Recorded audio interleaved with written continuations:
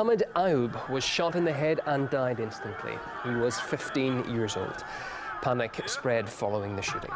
RT spoke to the cameraman who filmed the incident. He says Mohammed wasn't threatening the soldiers and was unarmed. He was participating in the march like everyone else. Lots of people were participating, and he was among them. He was not a threat to the Israeli army, and he was not acting in a manner that could have been considered threatening. He was a 15-year-old child. No matter what he was doing, he couldn't have been posing a threat to the soldiers, given the distance between him and the fence, as well as the fact that the soldiers were stood 100 to 200 meters back from the fence on the other side. When I filmed him, he wasn't carrying a stone or a slingshot or a knife. He was acting like everyone else at the march.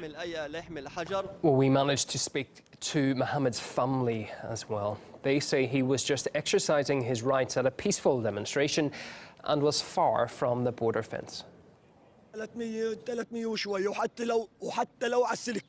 Mohammed was 300 meters away from the fence, and even if he was right next to it, he was at a peaceful demonstration. He was just a child. Was he carrying a missile launcher? Was he shooting at the soldier who killed him? Why did they kill him? I'll tell you what Mohammed did wrong. Mohammed's fault was that he was demanding his rights.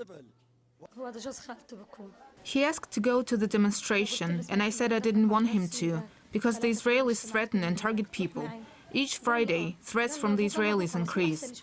Then he asked to go and play outside, but he escaped and ran off to the demonstration. As soon as he got there, they targeted and killed him. It happened in less than an hour. Mohammed knew that his uncle was going to the demonstration and said, "I want to go with you." He said no, as he was afraid that something might happen to the boy.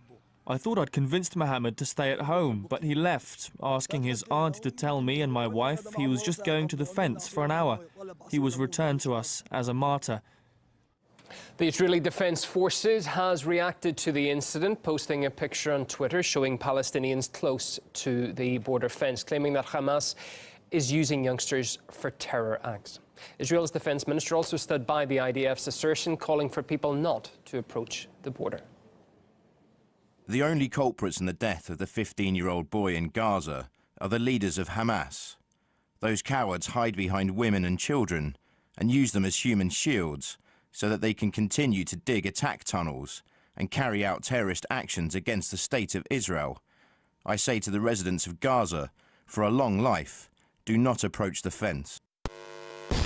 It is outrageous to shoot at children. How does the killing of a child in Gaza today help peace? This tragic incident must be investigated.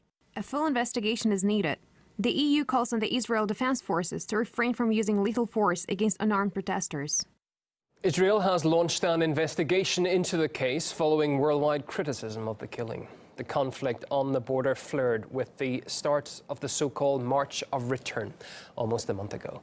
Palestinians are demanding the return of territory they believe Israel has occupied.